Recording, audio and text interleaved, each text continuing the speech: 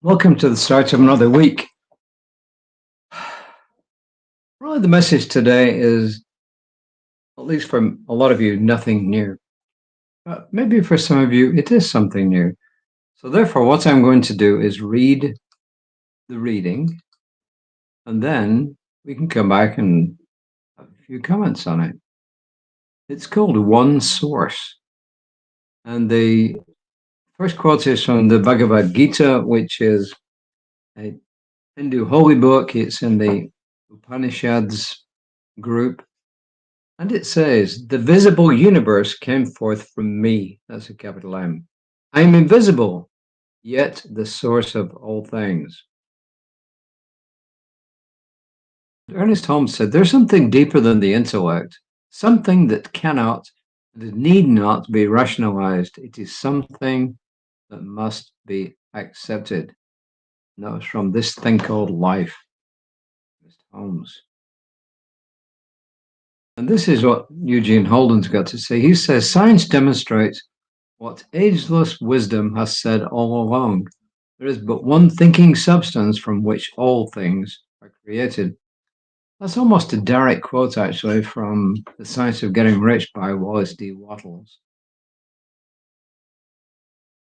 Then Eugene goes on to say, with everything going on these days, we can easily get distracted from the truth that we're all connected. And of course, we've been talking about connection for the last few days. We've forgotten that nature gives us everything we need to thrive. And then he goes on to say, we build homes within gated communities to separate ourselves from those on the outside of the gates. We build invisible walls of judgment to keep ourselves separated from those who may not think the way that we do.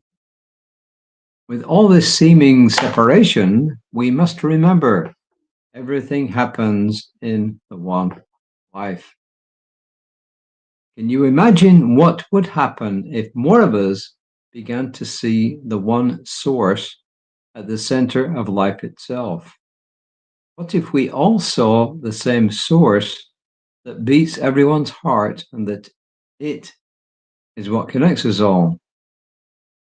In spite of the appearance of turmoil and strife, there is a power for good in the universe that is at the center of all life. It is manifesting as you, me, and we, as the one. Today, make it a point to see the power and the presence of God, or whatever name works for you, flowing through everyone with whom you come into contact. As we do this now, we can celebrate a life that works for all right now.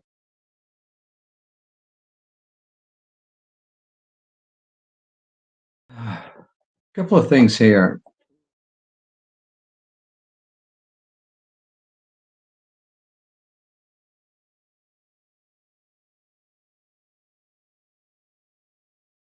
I'm not sure that he says science demonstrates what ageless wisdom said all along. There's but one thinking substance from which all things are created.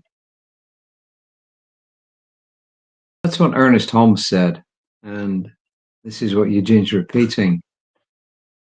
I think it's true to say that there was a Big Bang, and the Big Bang is what started this whole universe in its evolutionary process.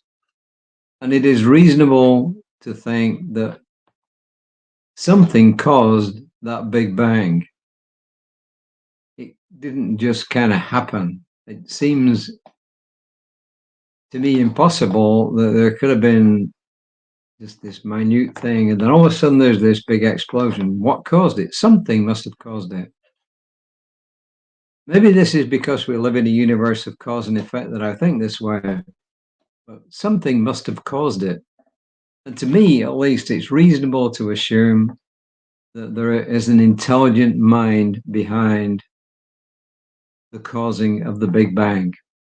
And if that's the case, then there is an intelligent mind behind the universe itself.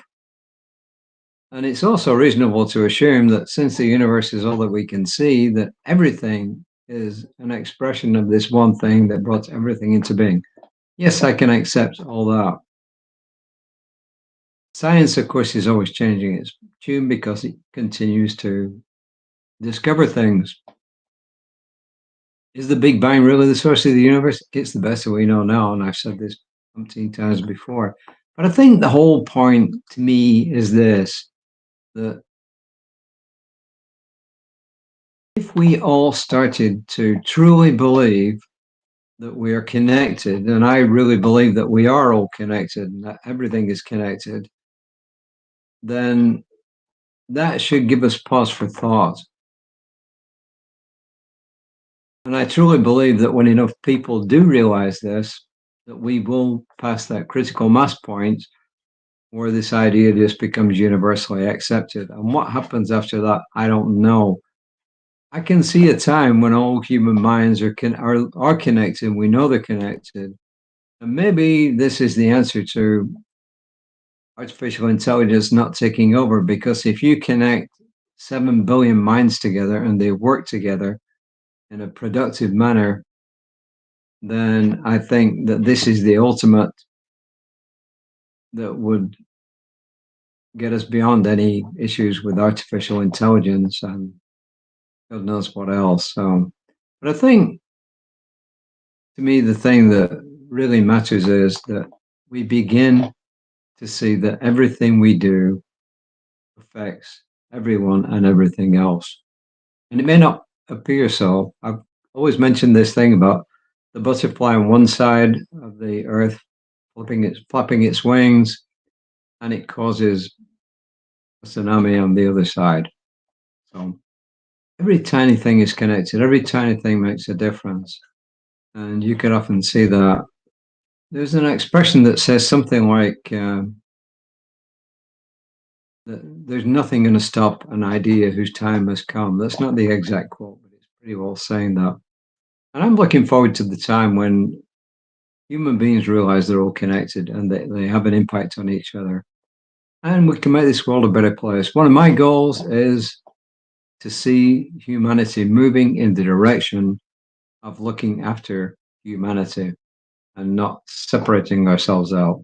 Yeah, I think if any of you live in a place that's called a gated community, well, you do, and that's all there is to it. But I think it's another symptom of the fact that we're losing touch. We're human beings, and we began in a tribal manner. And even when we grew into cities, there are clans and tribes within the city. There's groups within the city. We're intended to be living in community. I mean, that's how we are as human beings. And when we get away from that, which we have nowadays, and we separate ourselves, I don't think that's the way humanity is supposed to work. You know, that we're all in these separate things. I know as a kid, I lived on a street where all the houses were connected. And you could guarantee that if I did something wrong, the neighbors would be watching out and they'd let my mother know. So there was a lot more of that connection. I knew a lot of our neighbors. I knew most people on the street by name, and they knew me. And there was a community feeling to it. Even when we moved into the suburbs and we lived in separate houses, there was more of a community spirit there that people helped each other. And that seems to some extent to have gone. So I think whatever helps bring us all back together again is good. And if it's the affirmations that Eugene gives us, fantastic. I'm one with the one. I am one with all. I am the loving presence of God. I am one with the one. I am one with the all. I am the loving presence of God. So, as I said, I look forward to the day when we realize that working together is the way to go. I will be back tomorrow around about 5. The class, the Transfer Scarcity, which I keep plugging, is starting tomorrow at 7 p.m., 7 till 9. That's the first class. I put in the notes there how you can contact me, dbdewhurst@comcast.net, dbdewhurst@comcast.net, 832-271-0717, 832-271-0717 to find out more about the class and or to register for the class. So It's a wonderful class. It's a fantastic book, and I am just shamelessly plugging it until it starts when it starts tomorrow. So Reverend Lee says I'll be back at 9:15 tomorrow. I'll be back around about 5. And please take care of yourself. Please take care of each other. And until next time, namaste.